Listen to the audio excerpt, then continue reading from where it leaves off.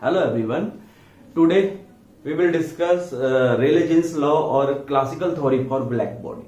तो रेले ने सबसे पहले 19th सेंचुरी में ब्लैक बॉडी को एक्सप्लेन किया, जो ब्लैक बॉडी का। तो ब्लैक बॉडी क्या होती है? एक ऐसी बॉडी जिसपे हम किसी भी वेवलेंथ के रेडिएशन को डालें, वो सभी वेवलेंथ के रेडिएशन को क्या कर ले, एब्जॉर्ब कर ले और एक पर्टिकुलर टेम्परेचर पर उन रेडिएशन को क्या करे, एमिट करे। उसे हम ब्लैक बॉडी बोलते हैं। हमने लास्ट वीडियो में डिस्कस किया था black body and black body curve. तो जिसने वो वीडियो नहीं देखी, एक बार वो वीडियो देख लें। तो ये ब्लैक बॉडी है, तो हमें पता है कि वो जब हमने इनमें कर्व खींचा, कर्व ड्रॉ किया, किस किस के बीच में, वेवलेंथ लैम्डा और इंटेंसिटी आई के बीच में कर्व ड्रॉ किया, तो एक पर्टिकुलर टेम्परेचर पे उसने कुछ इस टाइप का बिहेव किया एट एनी टेम्परेचर टी, लगभग 30,000 के आसपास इस टाइप का वो बिहेव कर दिया। तो एक पर्टिकुलर वेवलेंथ पर इंटेंसिटी क्या होती है, मैक्सिमम। तो यहां देख रहे हैं कि डिफरेंट वेवलेंथ पर इंटेंसिटी की वैल्यू क्या है आपके लिए, डिफरेंट है। डिफरेंट वैल्यू पर आपको इंटेंसिटी क्या मिल रही है, डिफरेंट मिल रही है। लेकिन एक पर्टिकुलर वेवलेंथ पर इंटेंसिटी क्या हो जाती है, मैक्सिमम।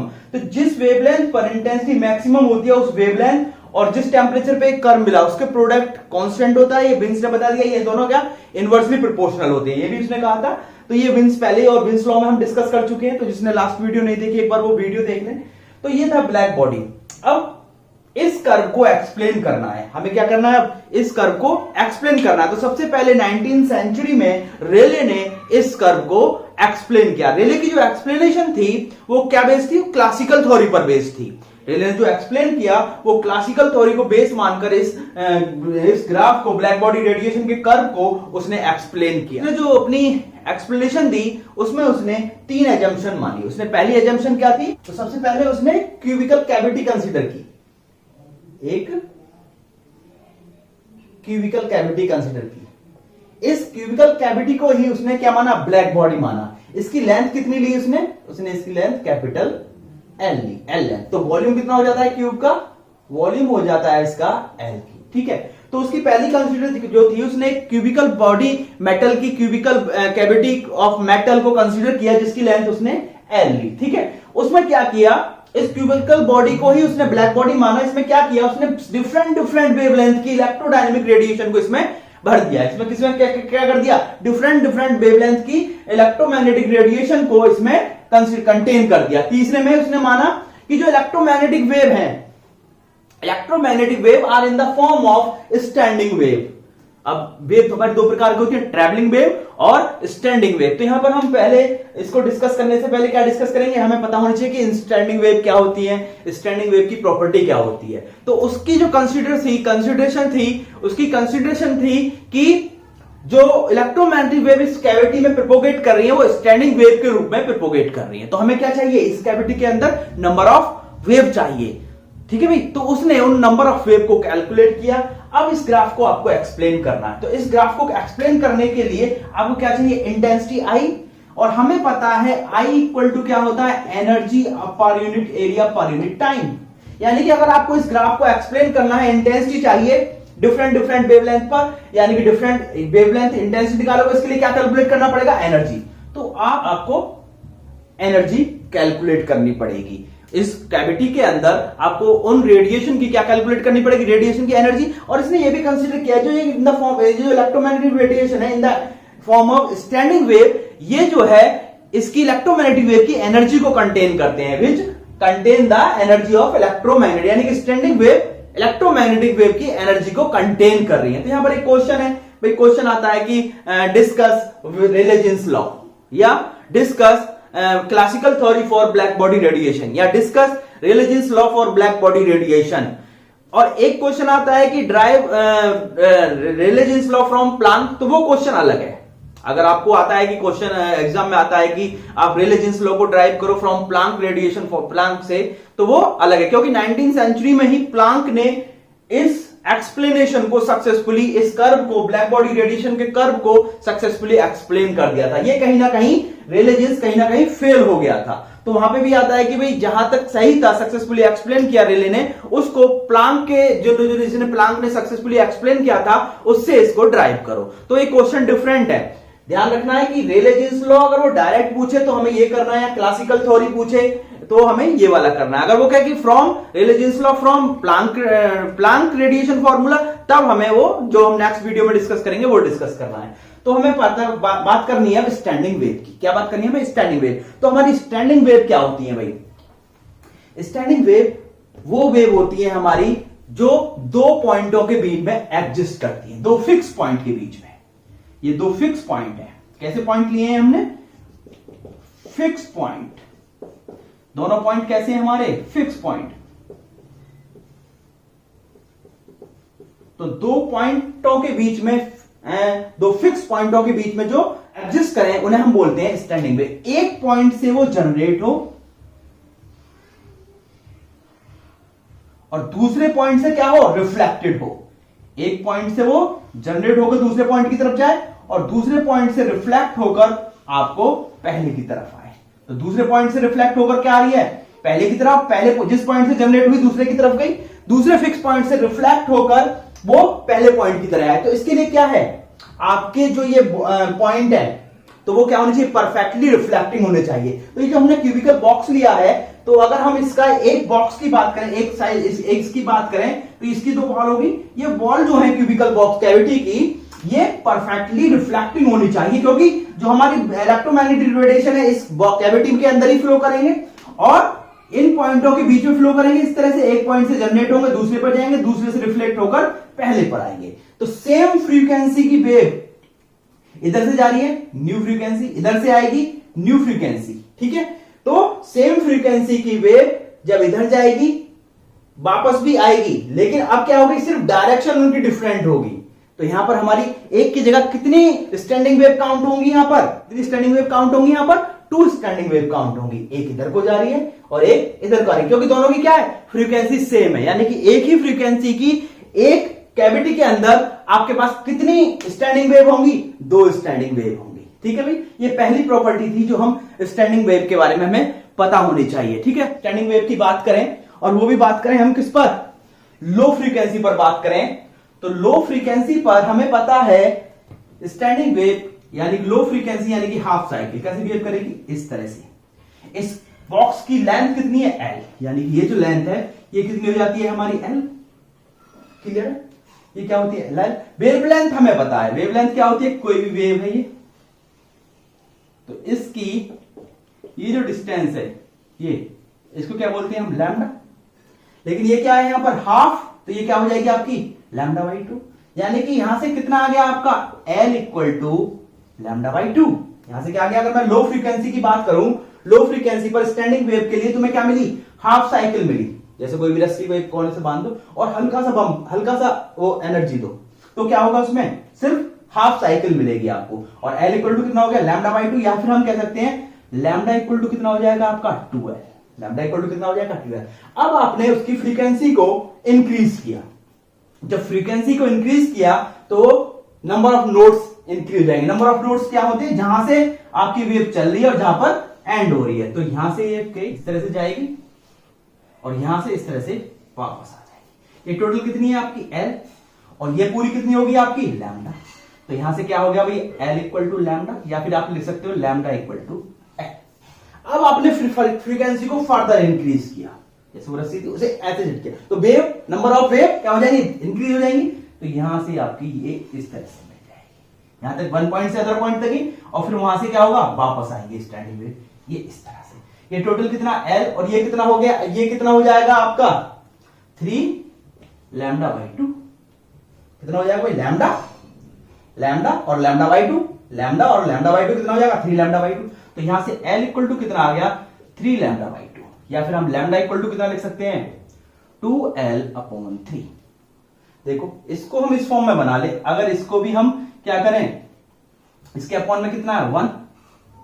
2L ऊपर कर लिया, नीचे क्या है? 1। यहां पर भी 2L है, इसे भी 2L बना ले। तो 2 से मल्टीप्लाई कर दें, नेक्स्ट स्टेप में कर ले। तो 2 से मल्टीप्लाई कर दे, 2 से डिवाइड कर दे। तो हमने देखा 2L तो ऊपर फिक्स हो गया, नीचे क्या है? 1 2 3, यानी कि इंक्रीज कर रहा। तो हम इसे क्या लिख सकते हैं? Lambda equal to 2L/n, where n equal to 0 नहीं, 1 2 3 एंड सो ऑन। n की वैल्यू क्या होगी आपकी? 1 2 3 4 एंड सो ऑन। क्या है पर? Number of nodes. तो हमने नंबर ऑफ नोड्स और वेवलेंथ में आपकी एक रिलेशन निकाल दी। हमें पता है nu equal to C upon lambda, तो लैम्डा इक्वल टू कितना हो जाएगा आपका सी अपॉन न्यू, ये वैल्यू यहां पर पुट कर दो, तो C upon nu equal to 2l upon N. तो यहां से आपको दिख रहा है क्या कि nu is directly proportional to number of nodes N. यहां से क्या गया, nu is directly proportional to number of nodes. जैसे आपने शुरू में फ्रीक्वेंसी थी, नंबर ऑफ नोड्स कम थे, आपने फ्रीक्वेंसी को इंक्रीज किया, नंबर ऑफ नोड्स पहले 2 थे, अब कितने हो गए आपके 3। आपने फर्दर फ्रीक्वेंसी को इंक्रीज किया तो नंबर ऑफ नोड्स क्या हो गया, आप 4 हो गए। तो नंबर ऑफ नोड्स डायरेक्टली किस पे डिपेंड करता है, फ्रीक्वेंसी पे। जैसे जैसे आप फ्रीक्वेंसी इंक्रीज करोगे नंबर ऑफ नोड्स क्या होंगे आपके, इंक्रीज करते चले जाएंगे। नंबर ऑफ नोड्स की वैल्यू कितनी एग्जिस्ट करती है, 1 2 3 4, ये सब हमारी बात करते हैं। ठीक है भाई, ये तो एक सिंपल बात हो गई कि किसी भी स्टैंडिंग वेव के बारे में हमने बात कर ली। लेकिन अगर आप एन इस क्यूबिकल बॉक्स में बात करें, तो मैंने एक सिंपल ये वाला पहले ये ले लेता हूं, तो वेव इधर भी चल रही है, वेव आपकी एक्स डायरेक्शन में भी चल रही है, वेव आपकी वाई में भी चल रही है, और वेव आपकी जेड में भी चलेगी। भाई ये तो हमने अभी बात करी थी सिर्फ एक डायरेक्शन के लिए, एन एक जनरल ले लिया था। लेकिन अब आपकी वेव एन एक्स डायरेक्शन में भी चलेगी, आपकी वेव वाई डायरेक्शन में भी चलेगी, आपकी वेव एन डायरेक्शन में भी चलेगी। तो यहां से एन इक्वल टू कितना हो जाएगा आपका, अगर मैं इससे बात करूं तो एन इधर आ जाएगा, लैम्डा इधर, एन इक्वल टू कितना हो जाएगा 2l अपॉन लैम्डा। यानी कि नंबर ऑफ नोड्स कितने आ गए, N equal to 2l upon lambda. अगर ये x सिर्फ x में चल रहा है तो nx इक्वल टू कितना हो जाएगा आपका 2l upon lambda. nx equal to कितना हो जाएगा 2l upon lambda. ny equal to कितना हो जाएगा 2l अपॉन लैम्डा, और nz इक्वल टू भी कितना हो जाएगा आपका 2l अपॉन लैम्डा। अगर एक ऑर्बिटरी डायरेक्शन में चल रही है, ऑर्बिटरी डायरेक्शन इस तरह से चल रही है, यानी x भी y भी z भी, तो n इक्वल टू कितना हो जाता है आपका root nx square plus ny square plus nz square, और ये कितना आ जाएगा आपका n इक्वल टू, ये इक्वल टू कितना हो जाएगा आपका 2l अपॉन लैम्डा का whole square, 2l upon lambda का होल स्क्वायर। क्लियर है भाई। अगर आप इसे जनरल ऑर्बिटरी जो किसी भी तीनों डायरेक्शन में कंसीडर हो रही है, एक्स में भी वाई में भी जेड भी ऑर्बिटरी डायरेक्शन में चल रही है, तो उसके लिए एक्स कंपोनेंट भी होगा, वाई भी होगा और जेड भी। तो उसे क्या लिखोगे, N X square plus N Y square plus N Z square का square root equal to 2l upon lambda का स्क्वायर, यानी ये इधर से स्क्वायर रूट है, तो यहाँ पर एन स्क्वायर इक्वल टू कितना हो जाएगा, N X square N Y square plus N Z square, और ये कितना हो जाएगा 12। अगर वो एक्स डायरेक्शन में चल रही है, देखो भाई जब वो इसमें चल रही है एक्स डायरेक्शन में चल रही है, तो nx की वैल्यू आएगी। सिर्फ वेव किस में काउंट करोगे, n क्या है, नंबर ऑफ वेव काउंट करने के लिए, तो n किस में होगा, x में होगा, और ny इक्वल टू कितना हो जाएगा 0, और nz इक्वल टू कितना हो जाएगा 0। दोनों वैल्यू को यहां पर पुट कर दो, तो यहां पर पुट करने के बाद nx स्क्वायर इक्वल टू कितना मिल जाएगा आपको 2l अपॉन लैम्डा का स्क्वायर, इसका स्क्वायर खत्म, तो nx इक्वल टू कितना आ जाएगा 2l अपॉन लैम्डा। ऐसे अगर y डायरेक्शन में चलेगी तो x और z 0 हो जाएंगे, हमें क्या मिल जाएगा ny मिल जाएगा। क्लियर है भाई। ऐसे ही आप क्या करोगे, जब z डायरेक्शन में चलेगी तो x और y 0 हो जाएंगे, आपको क्या मिल जाएगा z मिल जाएगा। क्लियर है भाई। अब यहां तक क्लियर है। अब तो nx की वैल्यू nx ny और nz आपके कभी भी 0 नहीं होंगे। तीनों वैल्यू अगर 0 हो गई, मान लो nx भी 0 है, ny भी 0 है और nz भी 0 है, तो n क्या हो जाएगा 0 हो जाएगा। और n अगर 0 हो गया तो आपकी कोई भी स्टैंडिंग वेव एग्जिस्ट नहीं करती, तो nx ny और nz कभी भी 0 नहीं होंगे। एक दूसरा nx ny और nz हमेशा क्या होंगे, ग्रेटर देन 0 होंगे, हमेशा क्या होंगे, ग्रेटर देन 0 होंगे। 1 2 3 4 5 याद है भाई। तो इसकी कभी भी नेगेटिव वैल्यू एग्जिस्ट नहीं करेगी। अगर नेगेटिव हो गई standing wave, negative value consider कैसे करोगे आप, नेगेटिव वैल्यू एग्जिस्ट नहीं करेगी, सिर्फ हम पॉजिटिव वैल्यू को ही कंसीडर करेंगे। क्लियर है भाई। तो हमने मान लिया कि हमारे जो ये क्यूबिकल कैविटी है, इस कैविटी के अंदर तो हमें क्यूबिकल कैविटी के अंदर डिफरेंट वेवलेंथ की जो स्टैंडिंग वेव है उन्हें काउंट करना है। तो लैम्डा तो 0 टू इन्फाइनाइट बहुत सारी वेवलेंथ की लैम्डा, तो हमने क्या कर दिया, उसे फिक्स कर दिया कि lambda to lambda plus D lambda, यानी कि हम सिर्फ एक स्मॉल वेरिएशन डी लैम्डा, एक स्मॉल वेवलेंथ की ही स्टैंडिंग वेव की बात करेंगे, यानी कि lambda to lambda plus D lambda की कितनी स्टैंडिंग वेव इस क्यूबिकल कैविटी में एग्जिस्ट करती हैं, हम उन्हीं की बात करेंगे। मैंने मान लिया इस क्यूबिकल कैविटी में एन लैम्डा डी लैम्डा, अगर एन है और रेंज की बात करेंगे, हमने माना क्यूबिटी के अंदर एन स्टैंडिंग वेव है और मैं रेंज की बात करूंगा तो उसे कैसे represent, lambda to D lambda N lambda function of lambda and D lambda. तो इतनी स्टैंडिंग वेव कितनी रेंज की, lambda to lambda plus D lambda range की स्टैंडिंग वेव इस क्यूबिकल कैविटी में क्या करती हैं, आपकी एग्जिस्ट करती हैं। ठीक है भाई, अब हमें क्या करना है, इस रेंज में नंबर ऑफ स्टैंडिंग वेव निकालनी है। तो मैंने क्या किया,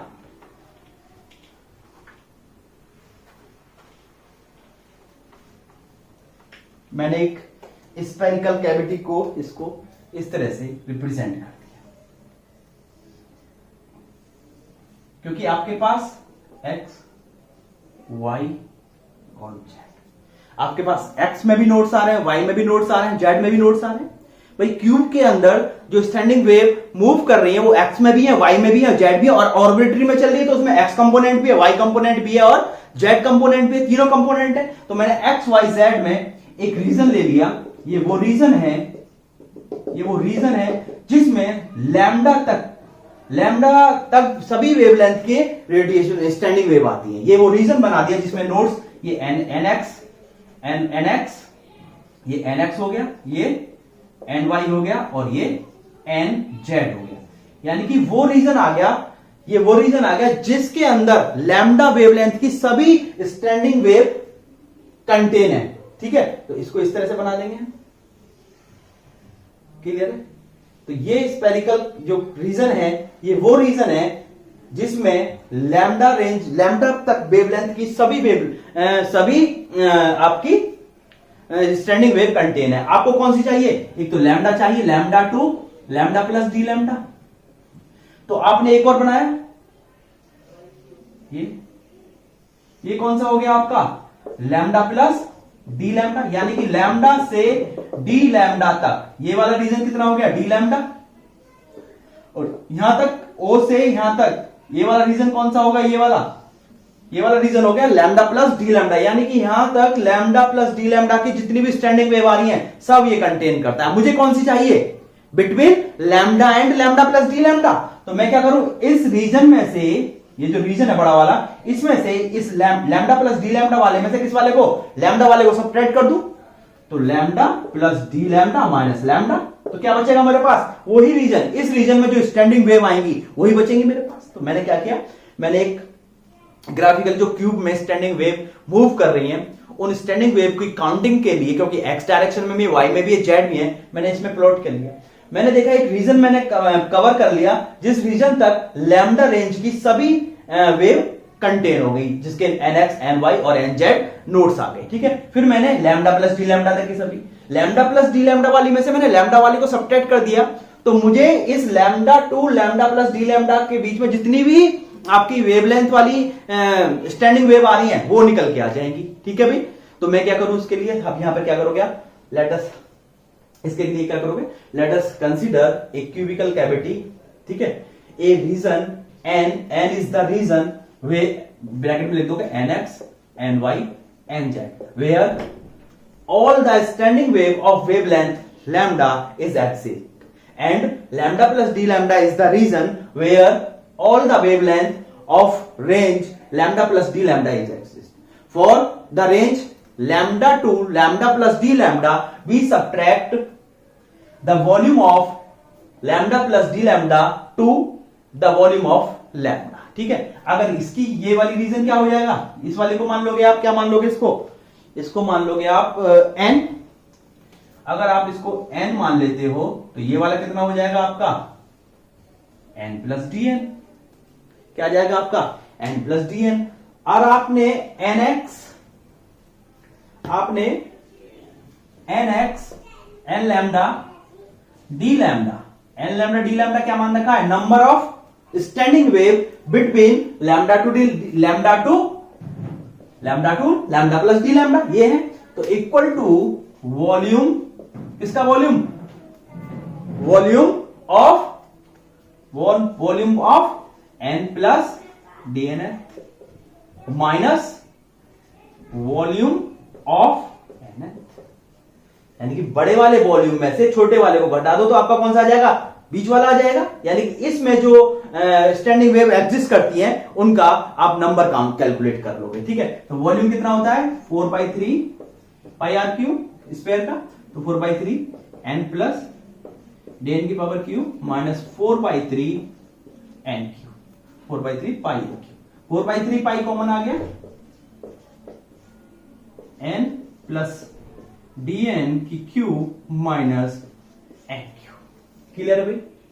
तो equal to 4/3 pi volume cube के फॉर्मूला खोल दो, n cube plus dn cube plus 3n square dn plus 3n dn square minus n cube, clear है। n क्यूब से आपका n क्यूब कैंसिल आउट हो गया। हमने क्या किया, a प्लस बी का होल क्यूब का फॉर्मूला खोल दिया, a cube plus b cube plus 3a b cube b square plus 3a square b, clear है भाई। ये वाला मैंने फॉर्मूला इस पे अप्लाई कर दिया। अब आपका 4/3 पाई यहां से क्या बचा, dn cube plus 3n square dn plus 3n dn square. अगर मैं n की कंपैरिजन में बात करूं, n के कंपैरिजन में बात करूं तो dn in comparison of n is very small, तो dn is very small in comparison of n, so we neglect dn square and dn cube. तो हम क्या करेंगे, dn स्क्वायर और dn क्यूब को dn cube and dn square को आप क्या करोगे, नेग्लेक्ट कर दोगे। तो आपके पास क्या आ गया भाई,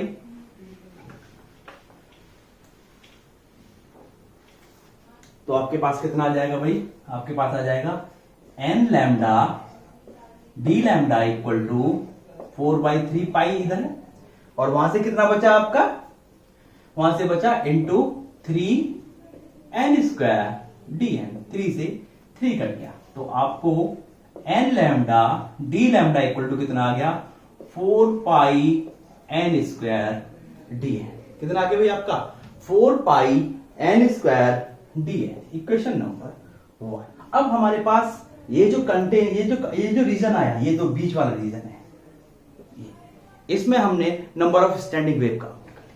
अब नंबर जो स्टैंडिंग वेव इस क्यूबिकल बॉक्स में है, क्यूबिकल कैविटी में जो स्टैंडिंग वेव काउंट की है हमने, अब उसमें nx अभी समझना थोड़ा, nx की वैल्यू पॉजिटिव भी है और नेगेटिव भी है, ny की वैल्यू पॉजिटिव भी है और नेगेटिव भी है, nz की वैल्यू पॉजिटिव भी है और आपकी नेगेटिव भी है। यानी कि जो बॉक्स है जिसमें हमने standing wave number of standing wave calculate किया है, ये क्या क्या कंटेन करता है, ये nx की पॉजिटिव और नेगेटिव दोनों वैल्यू को, x की पॉजिटिव और नेगेटिव वैल्यू दोनों को, y की पॉजिटिव और नेगेटिव वैल्यू दोनों को, z की पॉजिटिव और नेगेटिव वैल्यू दोनों को। लेकिन काउंटिंग में अगर स्टैंडिंग वेव की काउंटिंग करें तो हमें nx और ny और nz की सिर्फ क्या चाहिए, पॉजिटिव वैल्यू चाहिए।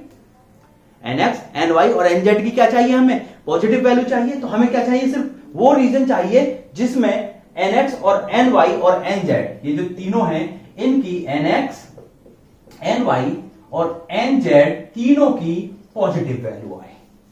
तो इसको समझने के लिए एक समझो, हमने एक स्पेयर ले लिया, मान लो ऑनियन ले लो या पोटैटो ले लो या टमाटो ले लिया।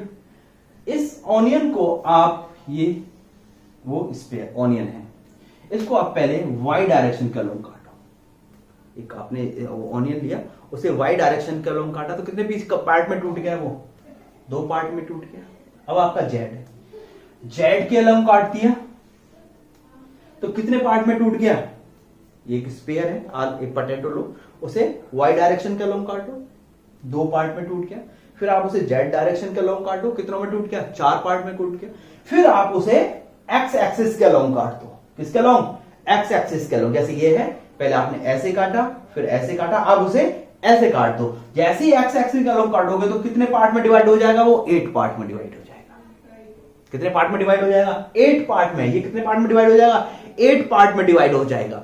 जब 8 पार्ट में डिवाइड हो तो इसका एक ही पार्ट, 8 पार्ट ऐसे होंगे, 8 में से सिर्फ एक ही पार्ट ऐसा होगा जिसमें nx, ny और nz की पॉजिटिव वैल्यू को कंसीडर करेगा, और 7 पार्ट ऐसे होंगे जिसमें कोई ना कोई नेगेटिव होगा या जीरो होगा। ठीक है, तो हमें कौन से पार्ट चाहिए? हम तो स्टैंडिंग वेव काउंटिंग कर रहे हैं, तो हमें क्या कौन सा रीजन चाहिए? हमें सिर्फ वो रीजन चाहिए जिसमें nx, ny और nz की पॉजिटिव वैल्यू है। तो उसमें से सिर्फ एक ही रीजन ऐसा है जिसमें nx, ny और nz की पॉजिटिव वैल्यू को कंटेन करता है। तो इसके लिए क्या करोगे भैया? ये समझ में आया? क्या करना, एक पोटैटो ले लो, ऑनियन ले लो, उससे पहले y एक्सिस के अलोंग काटो। y एक्सिस के अलोंग काटोगे तो कितने पार्ट में? 2 में टूट जाएगा। फिर z एक्सिस के अलोंग काटो, जैसे ही काटोगे कितनों में टूट जाएगा? वो 4 पार्ट में। फिर उसे x एक्सिस के अलोंग जैसे ही काटोगे तो आपके पास कितने होंगे? 8 पीस होंगे। और 8 पीस में सिर्फ एक ही ऐसा रीजन होगा जहां पर nx, ny और nz तीनों पॉजिटिव होंगे, और हमें n के तीनों पॉजिटिव वैल्यू चाहिए। वही रीजन तो होगा। स्टैंडिंग वेव की काउंटिंग के लिए हमें क्या चाहिए? nx भी पॉजिटिव चाहिए, ny भी पॉजिटिव चाहिए और nz भी पॉजिटिव चाहिए। तो हमें इसका क्या करना पड़ेगा? 1/8 करना पड़ेगा। तो लिखेंगे hence in this reason only 1/8 part contain the positive value of nx, ny and nz। ठीक है भाई, only 1/8 part is contain a positive value of nx, ny and nz। Clear है? हाँ, ठीक है। So n lambda d lambda equal to 1/8 into 4 pi n square. हमने क्या कर दिया? इसका 1/8 पार्ट कर दिया, क्योंकि ये वाला रीजन कौन सा था? ये वाला तो वो रीजन है जो पूरा का पूरा है। ये जो एंड, ये वाला जो रीजन है, ये वाला जो रीजन है, ये जिसमें dn है या d लैम्डा है, ये वो रीजन है जिसमें कि nx, ny, nz की पॉजिटिव वैल्यू भी है और नेगेटिव। हमें क्या चाहिए? सिर्फ पॉजिटिव वैल्यू। तो उसका हमने क्या किया? डिवाइड करके देखा, x एक्सिस के अलोंग, y एक्सिस के अलोंग और z एक्सिस के अलोंग। तो हमने देखा कि 8 पार्ट हुए, और 8 में से सिर्फ एक ही पार्ट ऐसा था जिसमें nx, ny और nz तीनों पॉजिटिव आ रहे थे। तो हमने टोटल का क्या कर दिया? 1/8 कर दिया, क्योंकि ये तो total number of standing wave हो गया। हमें क्या चाहिए? इसका 1/8 पार्ट चाहिए, क्योंकि 8 रीजन में डिवाइडेड हो गया वो, तो हमने इसका 1/8 कर दिया। तो ये हमें वो नंबर ऑफ स्टैंडिंग वेव मिल गए जिसमें nx, ny और nz तीनों के तीनों क्या है? हमारे पॉजिटिव वैल्यू को कंटेन करते हैं। क्लियर है भाई? को पता है, अभी हमने डिस्कस भी किया था कि ये जो स्टैंडिंग वेव है, ये जो 2 पॉइंटों के बीच में है, इस पॉइंट से जनरेट होती है, इस पॉइंट तक जाती है, इस पॉइंट से रिफ्लेक्ट होकर इस पॉइंट तक आती है। स्टैंडिंग वेव 2 पॉइंटों के बीच में एग्जिस्ट करती है। इधर जा रही है तब भी फ्रीक्वेंसी सेम, और इधर आ रही है तब भी फ्रीक्वेंसी सेम। सिर्फ डायरेक्शन क्या है? अपोजिटिव। यानी कि ये जो नंबर आए, ये क्या है? ये नंबर सिर्फ एक डायरेक्शन वाले आए। हमें क्या करना है? इस रीजन में total number of standing wave निकालनी है। तो हम क्या करेंगे? इसको 2 से मल्टीप्लाई करेंगे, क्योंकि जितनी फ्रीक्वेंसी, एक सेम फ्रीक्वेंसी की जितनी वेव इधर जाएंगी, उस फ्रीक्वेंसी की उतनी ही वेव उधर से वापस आएंगी। तो टोटल काउंटिंग में नंबर ऑफ स्टैंडिंग वेव क्या हो जाएंगी? 2 टाइम्स हो जाएंगी। Total number of standing wave क्या हो जाएंगी आपकी? 2 टाइम्स हो जाएंगी। तो क्या लिखोगे यहां पर? Means for standing wave we have 2 direction of polarisation, since for standing wave we have 2 direction of polarization, so total number of standing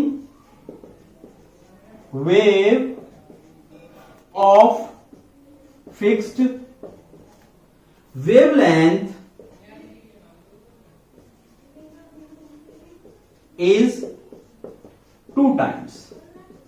क्या करना पड़ेगा हमें? उनका 2 टाइम्स करना पड़ेगा, क्योंकि जितनी वेव, जिस फ्रीक्वेंसी, फ्रीक्वेंसी या वेवलेंथ की, फिक्स वेवलेंथ की इधर जाएंगी, उतनी ही वेवलेंथ या फ्रीक्वेंसी की उतनी ही स्टैंडिंग वेव उससे टकराकर रिफ्लेक्ट होकर वापस आएंगी। तो उसका क्या करना पड़ेगा? हमें 2 टाइम्स करना पड़ेगा। That is n lambda d lambda equal to 2 into 1/8 into 4 pi N square d N.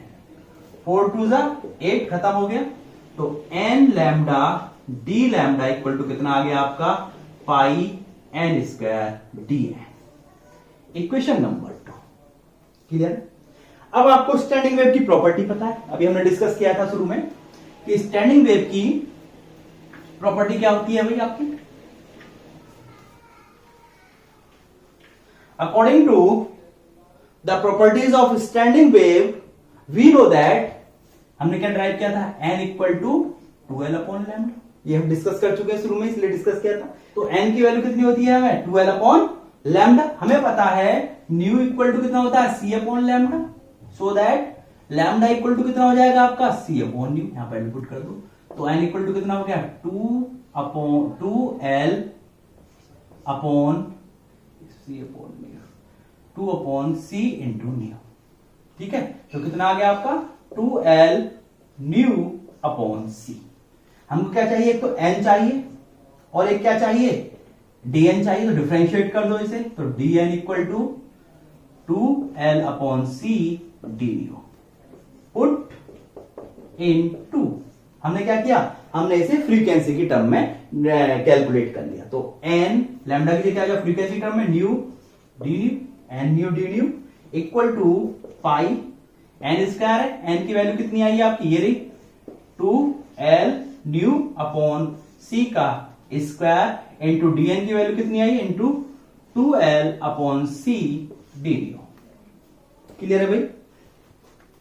तो आपका, क्योंकि हमने क्या किया, हमने सिर्फ यहां पे क्या किया, वेवलेंथ की जगह हमने क्या कर दिया, इसे फ्रीक्वेंसी की टर्म में कर दिया। वेवलेंथ कहां से थी, lambda to lambda plus D lambda range की ली थी, तो या फिर nu to nu plus D nu हो जाएगा सीधा सीधा। तो हमने क्या कर दिया, लैम्डा की जगह हमने किससे रिप्लेस कर दिया, इसे न्यू से रिप्लेस कर दिया। क्लियर है भाई। तो यहां से जब इसे कैलकुलेट कर लोगे, पाई एज इट इज 2 2 जा 4 4 2 जा 8, यहां से आ गया एल स्क्वायर और l cube nu square c square और c cube into d nu. तो n nu D nu equal to कितनी आ गई 8 pi l cube nu square d nu upon c cube. Equation number 3। ये number of standing wave आ गए in terms of frequency nu. क्या आ गया आपकी, ये नंबर ऑफ स्टैंडिंग वेव आ गए in terms of frequency new to nu plus D nu. ठीक है भाई। हमें क्या पता है, हमें उस कैविटी के क्यूबिकल कैविटी के अंदर नंबर डेंसिटी कैलकुलेट करनी है। तो according we know, let us consider the number density is capital N nu D nu. तो नंबर डेंसिटी क्या होती है, नंबर पर यूनिट वॉल्यूम, यानी कि N nu D nu upon volume. और वॉल्यूम के लिए हमने क्यूबिकल कैविटी कैलकुलेट कर रखा है, तो कितना हो जाएगा आपका N nu D nu upon L cube. और यहां पर एल क्यूब ऑलरेडी है, तो इसको इधर ले आएंगे हम, या एल क्यूब से डिवाइड कर देंगे। तो आपका number density n nu D nu equal to कितनी आ जाएगी, यहां पर रख दो इसे, एन न्यू डी न्यू की वैल्यू रख दो 8 pi l cube nu square d nu upon L cube c cube. L cube से एल क्यूब कट गया, तो n nu D nu equal to क्या आ गया आपका 8 pi nu square d nu upon c cube. यानी कि आपने number of standing wave in the range nu to nu plus D nu, यानी कि नंबर ऑफ स्टैंडिंग वेव पर unit volume in the range nu to nu plus D nu calculate कर ली। Number of standing wave in the range nu to nu plus D nu आपने calculate कर ली। Clear है भाई। लेकिन आपको क्या कैलकुलेट करनी है, एनर्जी। आपको क्या कैलकुलेट करनी है, एनर्जी। अब इसने, रेले ने, क्योंकि सबसे पहले एक्सप्लेनेशन दी थी, रेले ने जो यहां पर कंसीडर किया, यहां पर क्लासिकल कॉन्सेप्ट कंसीडर किया। यहां पर उसने माना कि जो ये इलेक्ट्रोमैग्नेटिक वेव इस क्यूबिकल कैविटी में कंटेन की है, ये as a harmonic oscillator behave कर रही है। या फिर इस तरह से बोल सकते हैं कि जो एटम है इस कैविटी के अंदर वो एक as a harmonic oscillator behave कर रहे हैं और इलेक्ट्रोमैग्नेटिक रेडिएशन को प्रोड्यूस कर रहे हैं। और हमें पता है according to the classically according to law of equipartition of energy, अगर सिस्टम हमारा इक्विलिब्रियम में है और क्लासिकल फिजिक्स क्या कहती है, law of equipartition of energy के अकॉर्डिंग क्लासिकल फिजिक्स हमारी क्या कहती है, क्लासिकल फिजिक्स कहती है लॉ ऑफ इक्विपार्टीशन, अगर सिस्टम इक्विलिब्रियम में है तो एवरेज एनर्जी आपकी होती है N/2kT। ये इंडिपेंडेंट ऑफ फ्रीक्वेंसी होती है। क्या होती है? ये इंडिपेंडेंट ऑफ फ्रीक्वेंसी है। क्लासिकली हर एक अगर सिस्टम इक्विलिब्रियम में है तो इक्विपार्टीशन ऑफ एनर्जी के अकॉर्डिंग हर एटम की एवरेज एनर्जी कितनी होगी? N/2kT। It is independent of frequency. Clear है भाई? तो ये हमारा इसने यहां पर क्लासिकल कॉन्सेप्ट यूज किया टोटल एनर्जी निकालने के लिए। हमें पता है N क्या है यहां पर, where N is degree of freedom. N क्या है यहां पर? Degree of freedom. या फिर N को क्या बोल सकते हैं हम? N is the number of modes of motion. और यहां पर पार्टिकल कितने मोड्स में ऑब्टेन हो रहे हैं? एक तो काइनेटिक एनर्जी मिल रही है पार्टिकल मोशन में और एक पोटेंशियल एनर्जी। तो नंबर ऑफ मोड्स कितने हो गए? या फिर लिख सकते हैं इसे हम number of modes of motion. और यहां पर कितने प्रकार के मोड्स मिले? एक तो काइनेटिक एनर्जी मिल रही है और potential energy. That is here we get kinetic energy and potential energy. So N equal to कितना हो गया आपका? 2। तो एवरेज एनर्जी काइनेटिक कितनी आ गई? 2/2kT।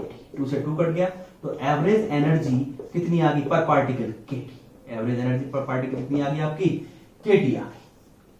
एवरेज एनर्जी कितनी आ गई आपकी? kT आ गई। अब हमें पता है we know that total energy, we know that average energy equal to total energy upon total number of particle per unit volume, E upon N। तो यहां से टोटल एनर्जी कितनी आ गई? E equal to N E। Clear है? हमने क्या किया? हमें पता है average energy total energy upon N number of particle. तो हमने क्या लिया? टोटल एनर्जी निकाल दी N। हमें N भी पता है, N हम कैलकुलेट कर चुके हैं। हमें E एवरेज एनर्जी पता है तो हमें क्या आ जाएगी? टोटल एनर्जी आ जाएगी। तो हैंस E, अब जो कि फ्रीक्वेंसी की बात कर रहे हैं तो E new D new, range की बात कर रहे हैं क्योंकि ये हमारी किस रेंज में है? Nu to d nu. Number of particle जो पर यूनिट वॉल्यूम हमने कैलकुलेट करे हैं किस रेंज में किए हैं? Nu to nu plus D nu. तो एनर्जी भी किस रेंज की? जितनी रेंज के नंबर ऑफ पार्टिकल होंगे आप उतनी ही रेंज की तो एनर्जी। भाई एक पार्टिकल की एनर्जी kT, एक पार्टिकल की एनर्जी kT, टोटल पार्टिकल इतने, तो टोटल एनर्जी इतनी। लेकिन किस में? जिस रेंज में आपने जिस रेंज तक के पार्टिकल कैलकुलेट किए हैं। और हमने नंबर ऑफ स्टैंडिंग वेव किस रेंज की कैलकुलेट किए हैं? Nu to nu plus D nu. तो एनर्जी भी किस रेंज की हो जाएगी आपकी? Nu to d nu equal to ये value 8 pi nu square upon c cube d nu into kT। या आप क्या लिख सकते हो इसे? यहां से पर E nu D nu equal to 8 pi nu square kT d nu upon c cube. Most of the बुकों में ई न्यू की जगह उन्होंने यू न्यू डी न्यू, वो डिनोटेशन है, आप ई न्यू ले लो या यू न्यू से डिनोट कर रखा है तो उसे कंफ्यूज ना हो। ई न्यू ले या डी न्यू ले, वो एनर्जी डेंसिटी है। तो हमने क्या कैलकुलेट की? Total energy of standing wave, number of total energy in the cavity of in the range nu to nu plus D nu हमने कैलकुलेट कर दिया, यानी कि जो रेले ने कैलकुलेट की थी। क्लियर अभी? तो ये आपकी ये कहलाती है रिले लॉ। अब अगर इसे हमें ग्राफिकली, ये तो थ्योरेटिकल आ गई, अगर इसे हम ग्राफिकली एक्सप्लेन करें, एक्सपेरिमेंटली जो ग्राफ आ रहा था, एक्सपेरिमेंटली हमने देखा लैम्डा और आई में हमें क्या ग्राफ मिला? ये ग्राफ मिला है। या थोड़ा और हायर टेम्परेचर पे बना लो, वो ज्यादा क्लियर हो जाएगा। इस तरह से ग्राफ हमें एक हायर टेम्परेचर T पर ये ग्राफ मिला ब्लैक बॉडी रेडिएशन का। तो हमने देखा कि रेले, ये तो मैथमेटिकली जो रेले ने एक्सप्लेन किया क्लासिकली, और ये क्या हो गया? एक्सपेरिमेंटली, दोनों मैच करते हैं। हमने देखा कि इस पॉइंट पर हमने इसको पॉइंट को मान लिया पी पॉइंट। तो पी पॉइंट यानी कि लैम्डा क्या है, लार्ज है। तो पी पॉइंट पर एट पॉइंट पी, मैं किस पॉइंट की बात कर रहा हूं, P point, where lambda is large, lambda is large. Lambda क्या है आपका, लार्ज है। जब लैम्डा लार्ज है और nu equal to C upon lambda, तो lambda equal to C upon nu, तो न्यू क्या होगी आपकी, स्मॉल। न्यू क्या होगी आपकी, स्मॉल होगी। लैम्डा लार्ज है, न्यू स्मॉल है, न्यू स्मॉल है, तो ये वाली टर्म क्या होगी आपकी, स्मॉल। जब ये स्मॉल हो गई तो केटी क्या है आपका, कांस्टेंट फिक्स है, इंडिपेंडेंट ऑफ फ्रीक्वेंसी है, कोई डिपेंड नहीं, तो टोटल वैल्यू क्या आएगी, स्मॉल आएगी। ठीक है भाई, इस पॉइंट पर ये मैच हो गया। फिर धीरे धीरे हम क्या कर रहे हैं, वेवलेंथ को या फिर लैम्डा को ऐसे करके देख लो, लैम्डा आपने इनफाइनाइट कर दिया तो न्यू आपका जीरो हो गया। न्यू जीरो हो गया तो एनर्जी लगभग कितनी आ गई, जीरो के बराबर आ गई। अब क्या कर रहे हो, नंबर 2, लैम्डा को आप डिक्रीज कर रहे हो। जब लैम्डा को डिक्रीज करोगे तो न्यू क्या होगा, लैम्डा डिक्रीज होगा तो न्यू आपका क्या करेगा, इंक्रीज करेगा। न्यू क्या करेगा आपका, इंक्रीज करेगा। लैम्डा डिक्रीज करेगा, लैम्डा इधर को आ रहा हो, तो लैम्डा आपका डिक्रीज कर रहा है और न्यू क्या कर रहा है, इंक्रीज कर रहा है। न्यू इंक्रीज कर रहा है तो ये टर्म इंक्रीज करेगी, ये टर्म इंक्रीज करेगी तो एनर्जी इंक्रीज करेगी। ठीक है भाई, ये यहां पर ये ऐसे चलेगी, एनर्जी इंक्रीज करती चली गई।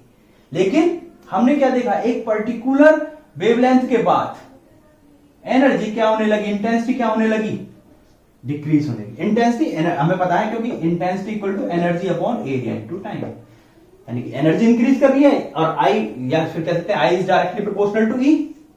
एनर्जी में से एनर्जी की बात कर रहा हूं, यहां बता दूं मैं, क्योंकि इंटेंसिटी और एनर्जी डायरेक्टली प्रोपोर्शनल है, तो एनर्जी की बात करें या इंटेंसिटी की, तो इंटेंसिटी इंक्रीज होती चलेगी। लेकिन पर्टिकुलर के बाद इंटेंसिटी क्या हो रही है, डिक्रीज हो रही है।